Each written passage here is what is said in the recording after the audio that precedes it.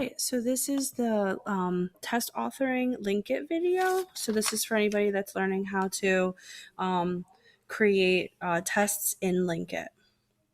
So obviously first thing is to log in, and then once you are logged in, we're going to go to test design. So it's really important to remember that when you're making tests that you can share these tests using the author groups feature.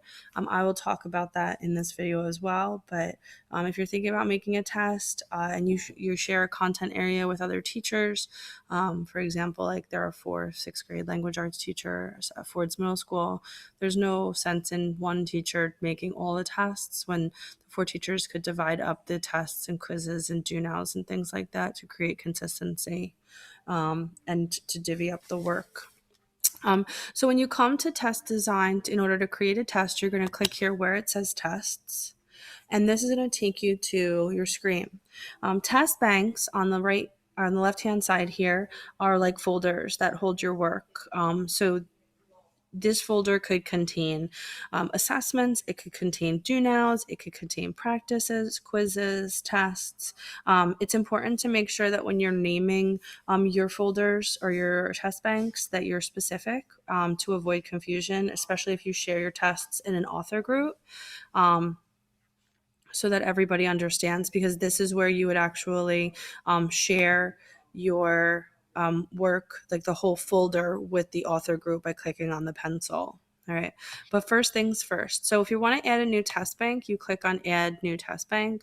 You would select the grade for which you are creating this test bank, and then you would pick a subject, and then you would name the test bank. So remember, this is the name of the folder.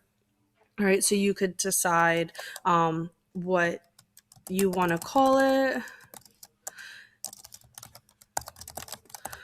You could give it a year so that you know that those were yours from this year, and then next year you could always move some of them into that test bank if you were going to reuse them.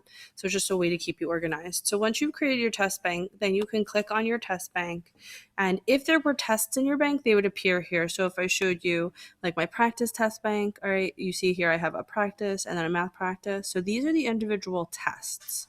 So within the test bank that I just created, now I'm going to create a new test. So this is the name of my test. So this is where you could get, so if I name this folder informational text practice, then maybe for this particular test, I'm working on a specific standard, right? RI 6.5. If I was going to do multiple RI 6.5 practices, I could always change the wording of those names up here in the test properties. So if I wanted to, I could do like practice 1, right? And then the next one would be practice 2, and then I could keep myself organized in that way. So when you come, after you've named your test and you come here, you have 2 options. You can import items from LinkIt's test library, or you can create your own items. You can also do a combination. So I could choose some questions that I've imported from LinkIt that were already created for me, or I could create my own items. So just to start, I'm going to talk about importing items from LinkIt's test library. So I would click on that. I'm going to uncheck personal item library. That's a whole nother video. And I'm going to click on here where it says third-party libraries. And this can just default to navigate. That's fine.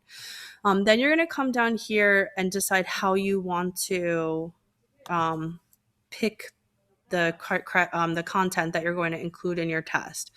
So for this, I'm doing RI 6.5. So I would pick New Jersey, and then I would find my Language Arts 2016 standards. I'm doing this for 6th grade, right? So then I know I'm doing RI 6.5. So if I click here to drop down, and again, I didn't just make up RI 6.5. I looked at the LinkIt data, and that was one of the standards that my students particularly had deficiencies on. So that's why I'm identifying that standard. So once I find the standard that I'm looking for, by clicking the little arrows to create these drop downs, I'll select that.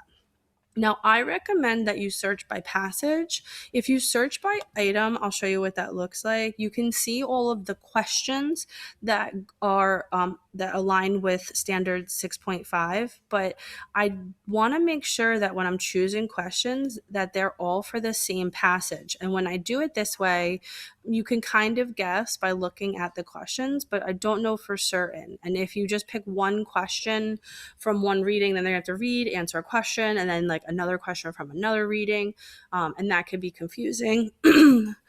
So I recommend that you search by passage and that you look for 3 items within that passage that deal with that standard. Okay. So here you'll see the name of the reading. If you click on this, you'll be able to um, preview the reading so you can decide if this reading is sufficient for your students. All right. And then you can also come over here, see what kind of text type it is. So maybe your students are pretty good with nonfiction, like informational text, but they're struggling more with like their science texts or historical texts. So you can look for things like that, biography, memoir, just reading directions. All right. So that's how you can look at the text types. And then the last thing is looking at the items. So LinkIt suggests that you choose at least 3 items for a standard to test that standard. So over here, you see all the items. So these are all of the questions that were created for that reading. All right. But under matched items, these are the questions that belong to that standard that you picked at the top. All right. So if I need at least 3 questions, I could eliminate anything that has 2 or less questions that match that item. So for this, I'm just going to pick this one because it just has 3. All right. And then I'll click here so that I can preview those questions. All right. So you can look at the questions by clicking on them. So you can see what is the correct answer and what is the wording that they're using. All right. If you decide that you want to use those questions, you check them off and then you click add items to test. So once the items are on the right-hand side, then they're on your test. All right. Now, what you could do is if I wanted to give my students a longer assessment, I could choose these 3 questions. I could close this, and then I could go to another reading and choose another 3 questions for a different reading. It depends on the type of assessment that you're building. For this would probably just be like a do now to monitor the standard to see where they're at this point in my class. So I'm pretty good with those 3 questions. So then I would come down to the bottom and click return to tests.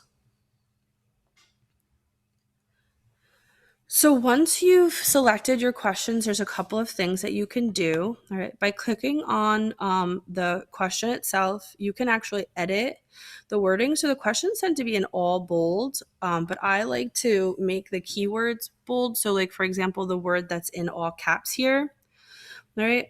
So I could unbold this text to make the word like main stand out more. All right, I might have to actually delete it and retype it, which is fine. All right, if there's a vocabulary word in there, you could underline it so that it draws your students' attention to it. So you can modify questions in any way that you see fit. You can also edit the answer choices.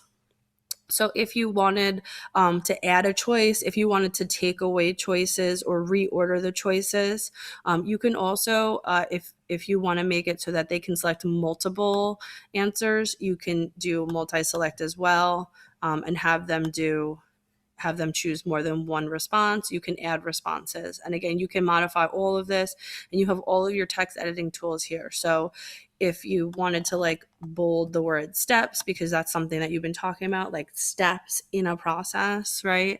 Effects.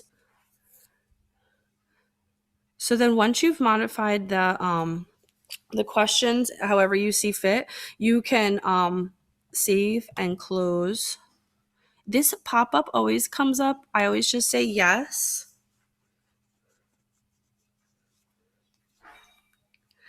All right.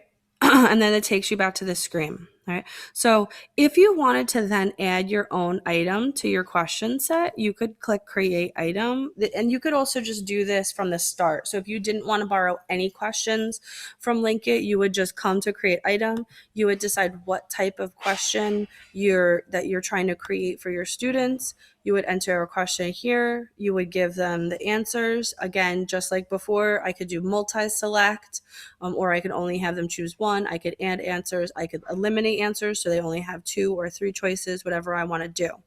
And then I can save and continue making questions, or I can save and close.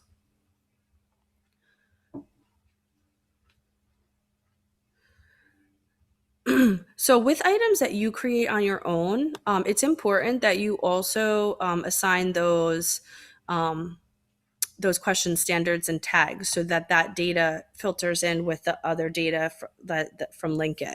So the only way to get these little buttons to go from gray to blue is by clicking the little box, all right, and checking it off.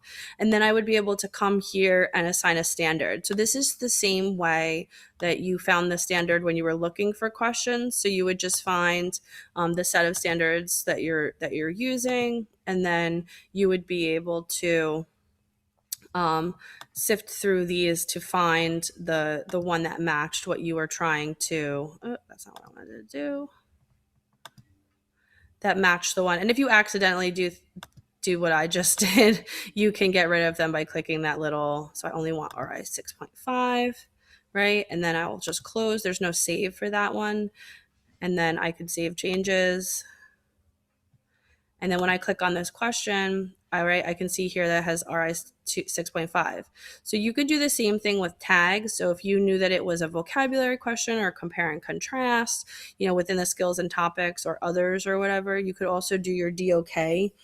So if you knew it was like a DOK 3, you could put DOK 3 in the others. All right. So however you want to assign, the data. You can also modify the amount of points each question is worth depending on how you're grading this. So that's just kind of the basic overview of how to make tests. So then there's 2 ways to give tests. So the first way is the same way that we give our benchmark tests. So if I wanted to assign the test that I just created, all right, I would go into online testing and then click assign online tests. And then when I come here, as long as I labeled everything correctly, I should be able to find in the bank my test bank, right? So here are all my test banks. Here's the informational text practice test bank that I created. And the only test in there now is the RI 6.5 test that I created. I could preview the test to make sure that this was the one I was looking for. If you have created any type of groups in your LinkIt, this is where you would be able to assign it to a specific group. But for me, I'm just going to assign it to a class. All right. You might not have this feature because I'm an administrator, so I can see all the teachers. But for you, you probably are the only person there. Then you can pick which class, which term, and then which class you want to assign it to. Once you click assign, just like with the benchmarks, it'll generate a code. And then when I give my class, my Tech Skills 3 class, that code, they will put that code into their test.linkit.com, and it'll take them directly to the assessment. You can also print your tests. So if you go to test utilities and you come to print tests, you want to be careful with this because of the formatting. I know, for example, like if there's any drag and drop questions on your test, that they don't print very friendly. So that might be something for you to think about. Like, is this something that I need to print? All right. And then you'll get this screen where it just like allows you to decide, do I want it to be single column? Right? This is what I want it to be called at the top, or do I want it to be named something different? And then I would click create PDF, and that would generate the PDF version of my test. And then I would be able to print this. So you could see here, this is where the name would be. And then here is the reading, and then subsequently the questions. All right. Yeah. So like something like this, right, is not a question that they'd be able to answer in the printed form because it requires them to interact with the text. So that's where I would maybe go in and like change that question to be a multiple choice question or something, open-ended or extended text, I should say, to make it easier for the students to do it on paper. But generally, I think that most of us will use the online testing mode, right? And then don't forget you can create author groups that you can share your tests with. So you'll be able to see all the author groups that were created in your school. If you wanted to create your own author group, you would just click create. Make sure that your school, this is where you would name the group. So if I wanted to create a 6th grade ELA teacher group, I would click create.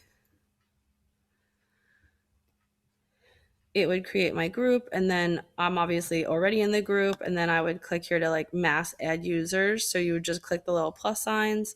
I'm not going to do that, and then it would add them here. Then you would submit, and then when I go back to my test bank, I would be able to assign like my test bank to my 6th grade teacher group. Click assign group and then find the group. So I've done this multiple times. So I would click add. This would just be me. And then save. All right.